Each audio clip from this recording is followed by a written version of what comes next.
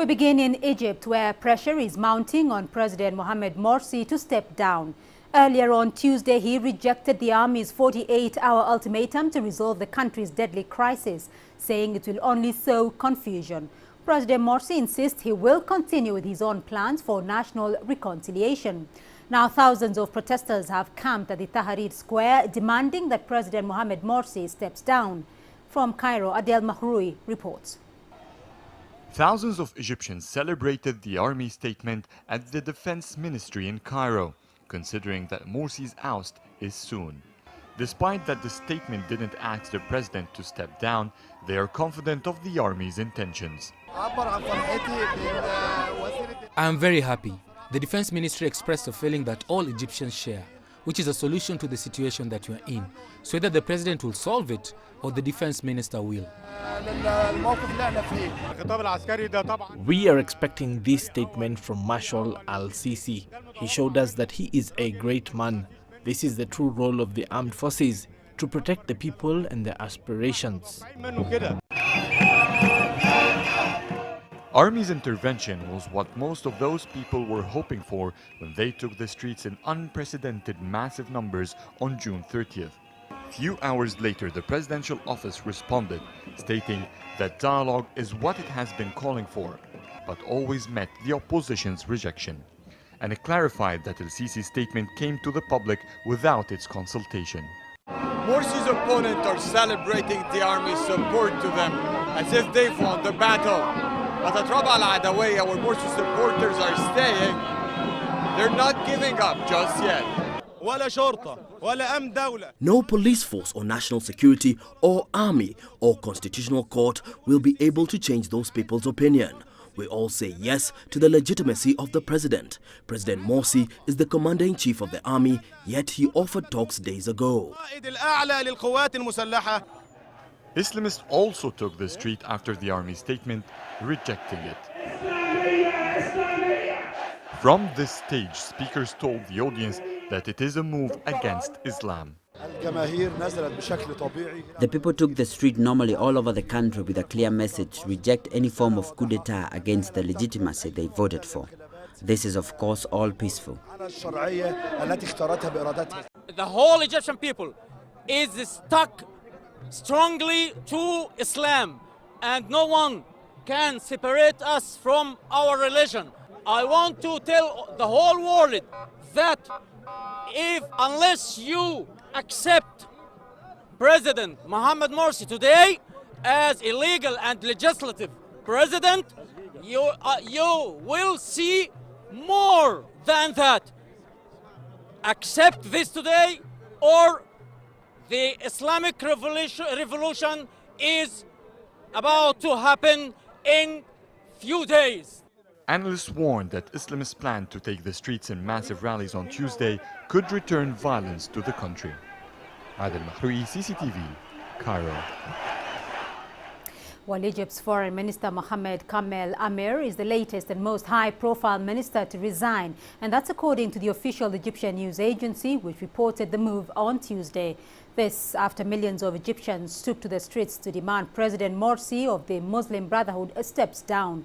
The recent ministerial resignations deal a further blow to President Morsi, who was issued an ultimatum by the country's armed forces, giving him 48 hours to solve the country's political crisis or face intervention. The president rejected the ultimatum, insisting he would continue on his path towards a national reconciliation. And speaking at a press conference in the Tanzanian capital Dar es Salaam Monday, the U.S. President Barack Obama spoke about the crisis in Egypt and called for dialogue between the opposing sides. We've had 200 plus years of practice at it. This is still new in Egypt. And so they're going to have to work through these things. The key is making sure that they don't work through them in a violent fashion. But our position's always been, it's not our job to choose who Egypt's leaders are. We do want to make sure that all the voices are heard and it's done in a peaceful way.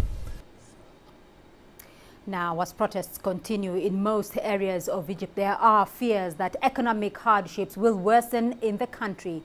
Most factories have shut down in fear of violence or because workers have joined in the demonstrations. CCTV's Yasser Hakim takes a look at how the business community is being affected by Egypt's crisis. Away from the main squares packed with demonstrators, streets look deserted and most businesses have either closed down or shut early. Many business owners like Nancy have opted to manage their companies from home rather than risk opening their offices in these turbulent times. She feels, however, that the latest developments are signs of better times to come. Everybody lost a lot of money. Everybody had contracts cancelled, especially a small and medium companies such as ourselves. We got hit really hard. The big gurus and tycoons, they also got hit. So if it's like one of those injections, the doctor tells you just to get rid of the virus and it hurts, we don't mind. We will take another 6 or 7 months in this manner. The most important thing and what we're really keen on is the process of transition at this point in time.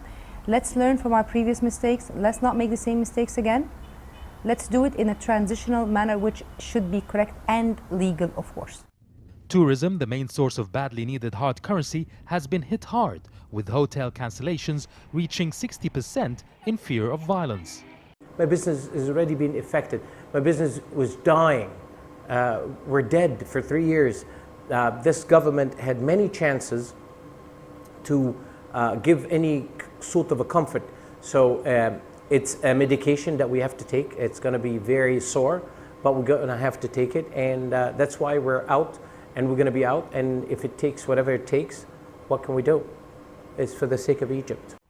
The largely peaceful nature of the demonstrations so far have kept banks open, while the stock market has witnessed the highest results in a year, boosted by the military's 48-hour ultimatum for political forces to bridge their differences. The statement by the defense minister means the situation can get back to normal by the end of the week. That led to extensive trading, and the EGX 20, 30, 70 and 100 indices all made gains of an average of 6%.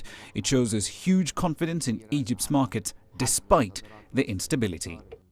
On the other hand, there are businessmen who find the latest demonstrations as damaging to the economy and should not be tolerated.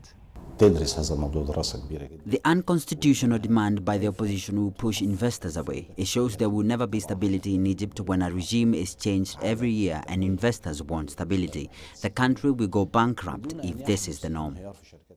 For the business community, whether pro or against protests, the next few days are considered the most critical in Egypt's recent history. The waiting game continues, but businessmen hope that this standoff is resolved quickly enough to make up for lost time.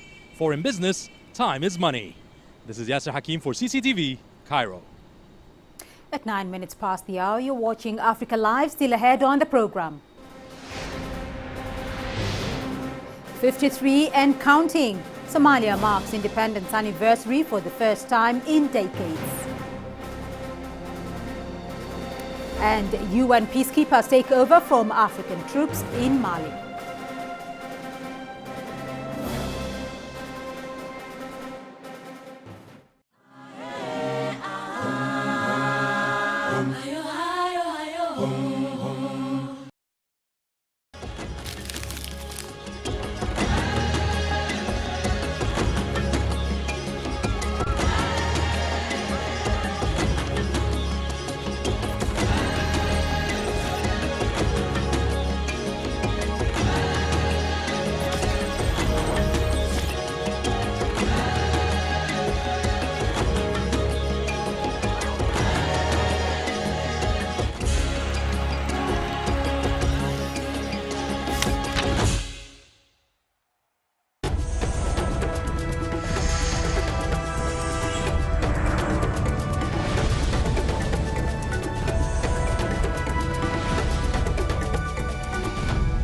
You're watching Africa Live on CCTV News Live from Nairobi. On Monday, Somalia marked its first Independence Day celebrations under a permanent and recognized government. The Horn of Africa nation celebrated its 53rd independence from Italian and British colonial masters. The country was, however, embroiled in civil war the last 20 years. A country in celebration. The army band plays in honor of the 53rd independence. Thousands of Mogadishu residents clad in traditional blue outfits showcase patriotism as they rally to mark 53rd independence anniversary. Somalia is back after the 20 years of war and chaos. It's time Somalia gets back to the community of nations and reclaims its position and glory. Somalia's independence was fought for long and hard by our heroes, and respect them for liberating Somalia from colonialists. The 1st of July celebrations mark the union of the two states that formed Somalia and independence from the colony of British and Italian rule. On this day in 1960, the former British protectorate of Somaliland unconditionally united with the former Italian colony of southern Somalia. Somalia marks the 53rd independence and a permanent post-transitional dispensation. The country, however, still faces serious security challenges. Somali Prime Minister Shirdoon urges hard work and calls for renewed spirit to rebuild the country that has been in civil war for 2 decades. Let us unite and support the government in nation building. We have been independent for more than 50 years now, and it is we rebuilding this nation. I congratulate the Somali people on this auspicious occasion of our independence. The crowds in traditional blue outfits, buoyed by months of relative stability, chant patriotic songs, waving the Somali flag. I'm very happy to be part of our Independence Day celebration. I am proud that we're celebrating without fear. Security was beefed up in the capital while the national celebrations was held in the capital. Mohamed Hirmoge, CCTV, Mogadishu. Well, Mohamed Hirmoge is staying with us on that story. He joins us now live from the Somali capital, Mogadishu. Mohamed, it's been more than 5 decades since the country attained its independence. What exactly is Somalia celebrating, considering that half of that independence time, the country has gone through a devastating period? Yeah, but it is true that the country has gone through a devastating 2 decades of civil war and actually risked over the last 5 years being a safe haven for terrorists and terror activities in the Horn of Africa and East Africa by extension. But the country celebrates statehood. This is the first time in over 22 years the country marks the anniversary of the 53rd independence under a permanent form of governance and a permanent political setup, away from the clan warlords, away from the transitional 8-year period that had the backing of the United Nations. Therefore, the country first celebrates a metamorphosis that is at the peak today. Plus, the people are celebrating resilience. Mogadishu is the example of a city that is resilient, a city that has risen from the ashes to be good in business, a city that offers a prospective virgin market for investment. And actually, many European and Asian countries are competing for business prospects in Mogadishu today. Besides, the government is celebrating the fact that the biggest enemy of the state, Al-Shabaab, has split, and the fact that one of their top leaders has surrendered. Therefore, yes, indeed, 22 years of chaos, the country has come off that, and right now they tell you that they have a lot to celebrate, Beatrice. All right, Mohammed, let's just talk briefly about another developing story and Somalia's stability there. Now, Kismayo remains unstable, and the Somali government is now accusing Kenyan peacekeepers of taking sides in the ensuing conflict. It wants them withdrawn. How serious is that demand, though, from the Somali government? Actually, Beatrice, the Somali government is not demanding withdrawal per se, but it's saying let the African Union replace the AU forces in Kismayo, which, so to speak, is the Kenya Defense Forces, to a more neutral, according to how they put, to a more neutral African Union forces. The government is serious about this because it's the first time the government has come out publicly in protest of the Kenya Defense Forces in Kismayo, accusing them of having sided with one faction of the rival clan militia that has been fighting in Kismayo over the last 1 week.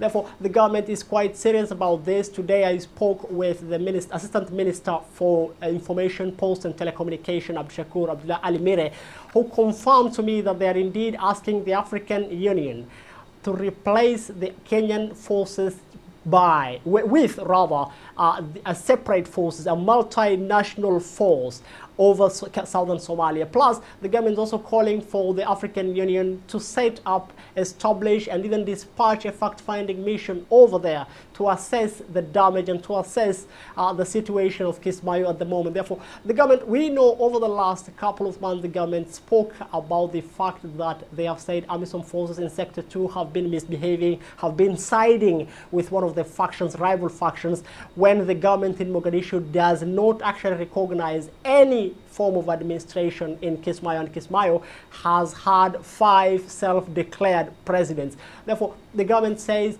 today the AU, they're waiting for the AU to respond to their demands. It's quite serious about this, and in fact the AU has not responded to this. Beatrice. All right, CCTV's Mohammed Hirmoga joining us from the Somali capital, Mogadishu. In Mali, the United Nations officially took over peacekeeping operations from an African-led force on Monday. The West African nation has struggled to quell an 18-month rebellion by forces linked to Al-Qaeda in the country's north. The handover of peacekeeping responsibilities comes just 4 weeks before a scheduled presidential election.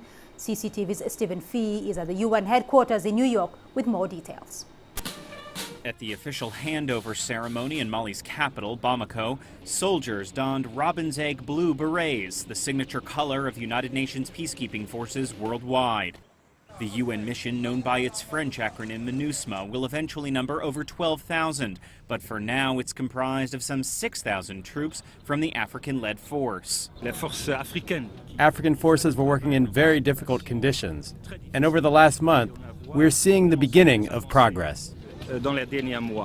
Progress against rebel groups in the country's north. With the assistance of French troops, Malian government forces have retaken much of the country, and they've reached an agreement with separatist Tuareg rebels to hold a presidential election later this month. It is vital that these elections be credible and peaceful, with the outcome accepted by all Malians. Charged with maintaining the fragile peace, MINUSMA will be the 3rd largest operation of its kind, and China has reportedly offered 500 troops, that country's biggest ever contribution to UN peacekeeping efforts. They will not be a fighting force. They will not be an anti-terrorist force. Peacekeeping expert Arthur Boutelis says the UN will face an array of challenges and must manage expectations. I think there's a real risk that there's an expectation gap between what the Malians and the Malian government that will come out of the upcoming elections want from the UN and what the UN will actually be able, based on its mandate and its capabilities, to deliver. The UN force isn't expected to reach full capacity until year's end, and with the election just 4 weeks away, some experts are already calling for a postponement. Stephen Fee, CCTV at the United Nations in New York. And we'll take another quick break here on Africa Live, but still ahead on the program. Storm in Kunu. Mandela's children back in court as the ANC calls for a truce. And political temperatures rise in Zimbabwe as election date remains in dispute.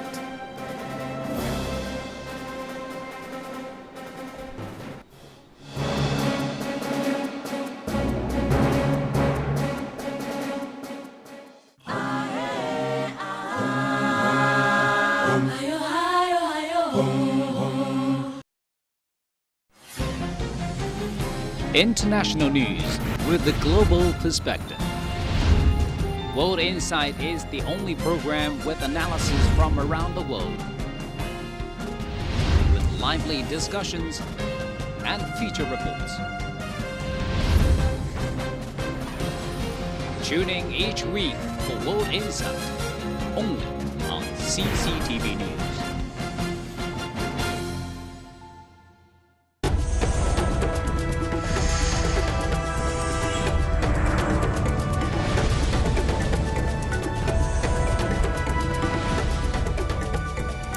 Let's now go to South Africa, where the country's ruling party has urged the Mandela family to reconcile with one another.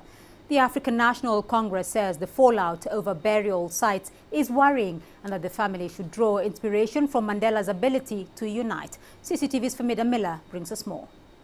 A gigantic tribute in downtown Johannesburg, and in days ahead, banners like these are to be hung in towns across South Africa. The ANC is also holding prayer meetings nationwide, this one outside its headquarters, and it rapidly attracted a large crowd. So the atmosphere here is one of celebration rather than somber prayer, almost a street party. But for all the smiles, people here are deeply worried for Mandela and for his family. They say the Mandela family fallout over burial sites must be resolved soon for the good of the country, the family, and Mandela himself. From the ANC side, we would like the family, all of them, to get together and deal with this matter in a manner that is respectful of Madiba as our icon. The ANC is also hoping Mandela will recover. ANC, we do have hope. Some time ago, the first word that came that he was critical, we all felt bad. We all felt that if the president can say this, then we should be readying ourselves for the worst. But the president came back and said that there are signs of improvement. That's what keeps us going. The former president has been in hospital more than 3 weeks. His condition is critical but stable, according to the presidency. Famida Miller, CCTV, Johannesburg, South Africa. Well, let's hear more on this developing story from CCTV's Renee Delcam, who joins us live from Mandela's home in Kunu, where the court proceedings were taking place. Renee, can you begin by giving us an update on what transpired at the courts today?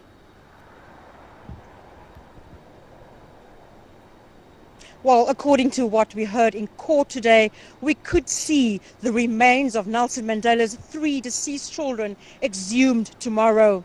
This is, of course, the situation after Mandela's grandson, Mandla Mandela, removed those remains from Nelson Mandela's boyhood village, Kunu, to his village where he is chief, where Mandla is chief in Mvezo. Of course, he is said to have done this without the permission, without the blessing of his family. Now, lawyers for the Mandela family told the High Court in Mthatha today that Mandla Mandela had unlawfully removed the remains of his relatives in the dead of night. While his lawyers did not deny this, they did tell the court that as far as they were concerned and as far as Mandla Mandela was concerned, the family had gone to court to get an order to make him return those remains behind his back. So he's very unhappy about this. He still hasn't made an appearance in court, but we have seen an appearance by 3 members of the Mandela family today. Renee, it's still a very sensitive time there in South Africa. How have South Africans, though, been reacting to the Mandela family feud? Well, the 16 members of the Mandela family who have brought this lawsuit, this action against Mandla Mandela, have repeatedly said that they want this matter resolved as a matter of urgency. And that is the feeling, as we've heard in Famida Miller's report. That is the sense that I'm getting here from people in the Eastern Cape and from people around the country. They say that this really should not be happening at this time when Nelson Mandela is so critically ill in hospital. They say after all that Madiba has done for this nation, this time should be a time of dignity and reflection for the Mandela family. And they say that this latest squabble in the family has brought little dignity and much disgrace. All right. Renee, briefly though, we are also receiving reports that former President F.W. de Klerk, who shared the 93 Nobel Peace Prize with Nelson Mandela, is also set to be hospitalized to have a pacemaker installed. What more do we know about that?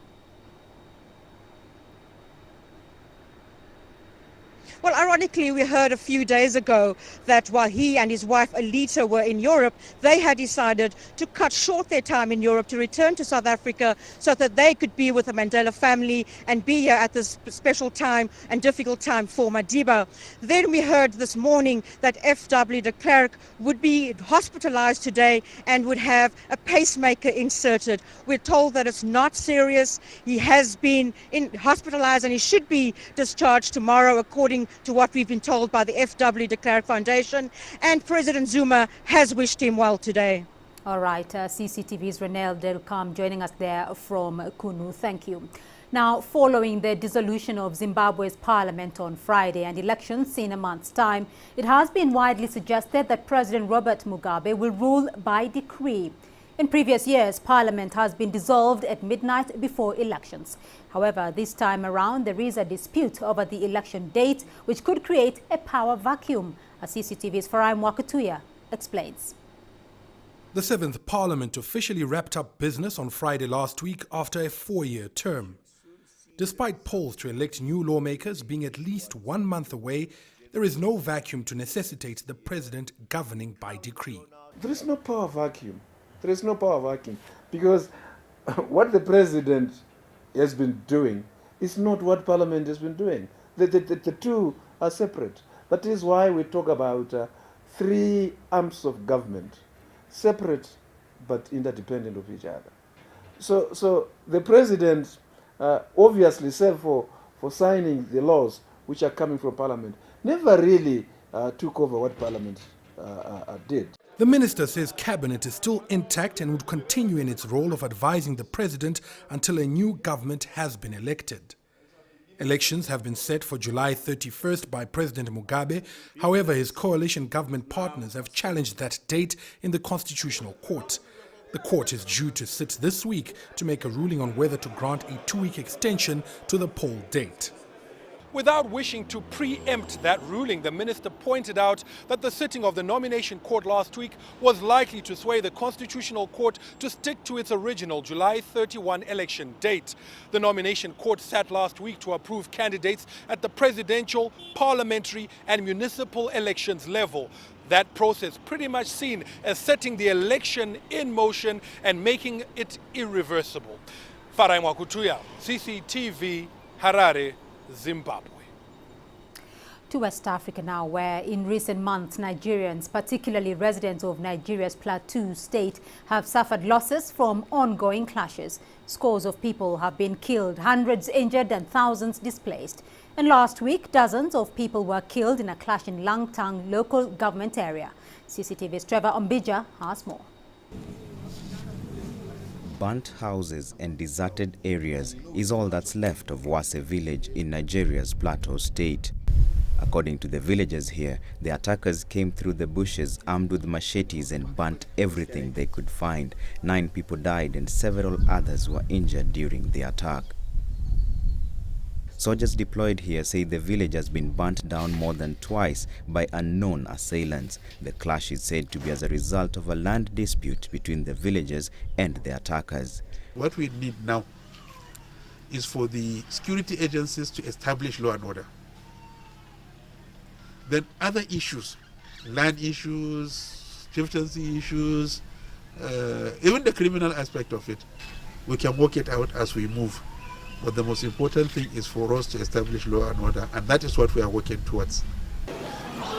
The humanitarian situation in Wase region is worrying. The current conditions have made it difficult for the people here to meet their basic needs. Most children are going without food, and learning too has come to a standstill as the institutions are being used to host people displaced by the recurring armed clashes. With nothing to return home to, the children may seem happy here, but deep down they have much more to worry about. Trevor Ombija, CCTV.